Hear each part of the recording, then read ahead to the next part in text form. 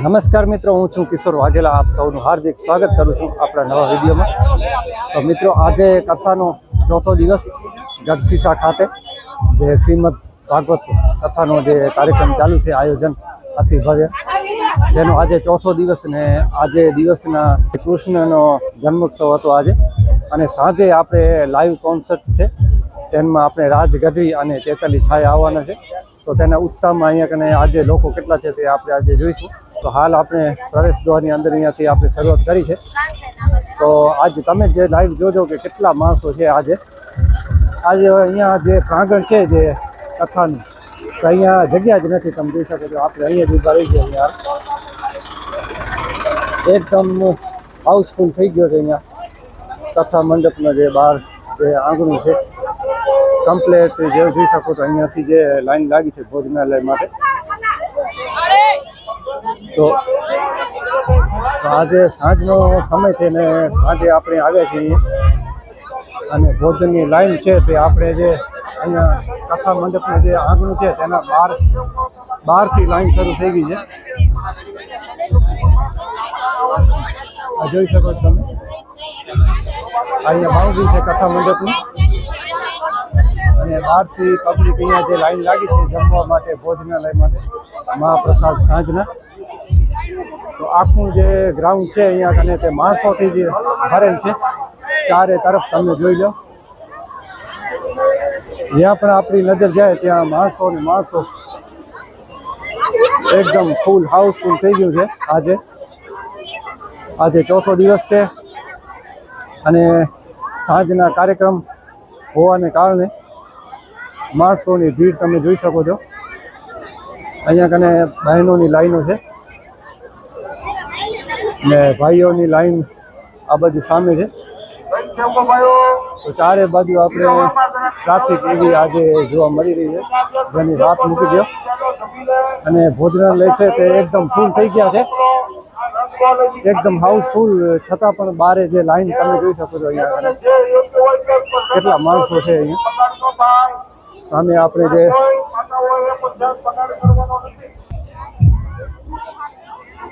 કથા મંડપ નો આપણે ડેકોરેશન અહીંયાથી સરસ મજાનું.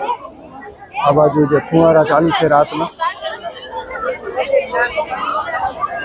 અને પબ્લિક જો પબ્લિક તમે આજે તો ચોથા દિવસે જેમ જેમ દિવસ થયા છે તેમ પબ્લિક વધારે ને વધારે અહીંયા આવી રહી છે. તો આ છે સામે આપણે જે ભોજનાલયની બાજુમાં જ આપણે હાલ પહોંચી આવ્યા છીએ. અને લાઈન તમે જોઈ શકો છો. તો આપણે જે મંડપની બહારથી લાઈન શરૂ થઈ છે, તો અહીંયા ભોજનાલય સુધી લાઈન લાગી પડી છે. અને ભોજનાલય એકદમ હાઉસફુલ થઈ ગયા છે. એટલી લાઈન અહીંયા ચારે તરફ લાઈન ને લાઈન જ આપણને જોવા મળી રહી છે. ભક્તો બધા સાંજના સમયે જમવા જે આવ્યા છે મહાપ્રસાદ લેવા. આ તો અહીંયા આ બાજુ આપણે જે કાર્યકર્તા ભાઈઓ છે તેના દ્વારા અહીંયા જે વ્યવસ્થા સંભાળવામાં આવી રહી છે. કારણ કે અંદર જે પબ્લિક છે બધી જમી લેશે, ત્યારબાદ અહીંયાથી ફરીથી માણસોને અંદર આવવા દેશે.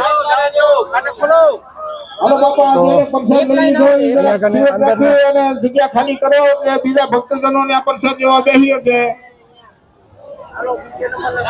તો અંદર તમે જોઈ શકો છો નજારો.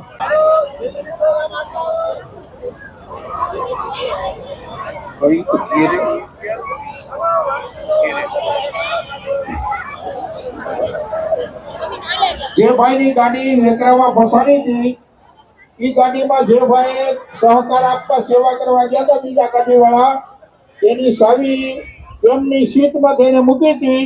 સીટ માંથી મૂકીને ગાડી વેચી થઈ ગઈ એટલે ગાડી એ લોકો લઈને વહી ગયા છે. એટલે આ ભાઈની ચાવી એ ગાડીમાં પડી છે. તો એ ભાઈ જો અહીંયા હોય વેકરામાં ફસાણેલા, તો આ ભાઈની ચાવી અહીંયા અલાઉન્સ જ્યાં થાય છે એને આપી જાય.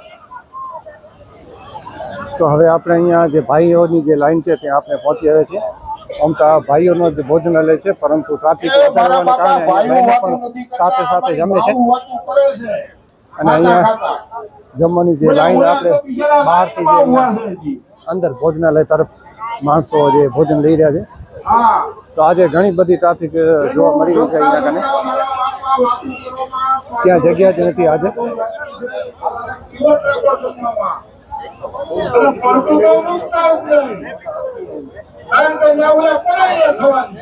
તો આજે ચોથો દિવસ છે અને હજી આપણે 2-3 દિવસ હજી બાકી છે. તો દિવસે ને દિવસ ટ્રાફિક વધતી જાય છે અને હવે તો લગભગ પરીક્ષાનો સમય આવી ગયો છે એવું લાગે છે. કારણ કે બહુ જેને કહેવાય કે લોકો માટે અહીંયા જે કાર્યકર્તા ભાઈઓ છે તેને બહુ મહેનત કરવી પડશે. કારણ કે પબ્લિક જેમ નજીક થોડા દિવસો રહેશે તેમ પબ્લિક વધારે આવશે. અને આજે પણ રાત્રિના કાર્યક્રમ હોવાથી પબ્લિક અહીંયા કને જે પ્રાંગણ છે અહીંયા કથાનું તેમાં લગભગ ક્યાં પણ આપણે જગ્યા જ નથી. હા તો આ બાજુ ભાઈઓની લાઈન તમે જોઈ શકો છો. સામે આપણે આ બાજુ બહેનોની લાઈન જોઈ અને અહીંયા ભાઈઓની લાઈન છે.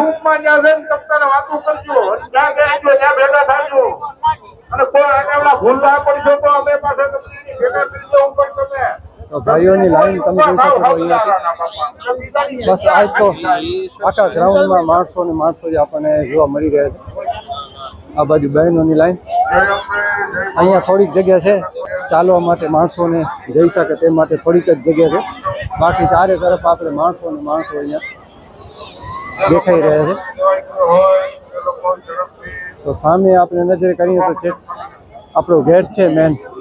ગેટથી બહાર લાઈન હાલ આપણે બહારથી જ લાઈન થઈ ગઈ છે, ગેટની બહારથી જ. અને હજી પણ માણસો અહીંયા કને જે છે તે આવી રહ્યા છે અને વધશે. અને અહીંયા અંદર જે આપણે જે આયોજનની જે જગ્યા છે તેની અંદર આજે માણસો સમય શકશે કે નહીં તે જ આજે વિચાર કરવાનો છે. કારણ કે પબ્લિક આજે ઘણી બધી છે.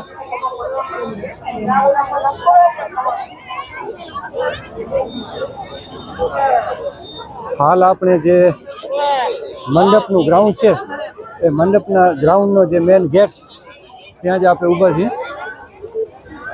આ અંદરનો નજારો. અને હવે આપણે બહાર પહોંચી રહ્યા છીએ. આ ગ્રાઉન્ડથી બહાર પણ તમે લાઈન, આ બાજુ ભાઈઓ, આ બાજુ બહેનો. તો લાઈન તમે મેન ગેટથી બહાર લગભગ હવે રોડ સુધી પહોંચી જશે એવું લાગી રહ્યું છે આપણને. કારણ કે હવે રોડ થોડોક જ દૂર રહ્યો છે. પાર્કિંગ સુધી લાઈન લાગી છે જમવાની. જમવા માટે આ ભાઈઓ અને બહેનો અહીંયા લાઈન પૂરી થાય છે અને હજી માણસો અહીંયા આવ્યા કરે છે. આ બાજુ પાર્કિંગની વ્યવસ્થા. આ બાજુથી પણ જોઈ શકો છો હજી કેટલા માણસો અહીંયા આવી રહ્યા છે. તો મિત્રો હવે આપણે રસોડામાં આવ્યા છીએ અને રસોડામાં આજે ચોથા દિવસે કથાનો ચોથો દિવસ ને ચોથા દિવસની રાત્રિના રસોડાની આપણે મુલાકાત લઈશું. અને અહીંયા જોઈ શકો છો કે બધી સામગ્રી રસોડામાં બધી રસોઈ બની રહી છે. તો આજે ચોથો દિવસ હતો કથાનો, જે શ્રીમદ ભાગવત કથા જે ગઢશીશા ખાતે હાલ ચાલુ છે.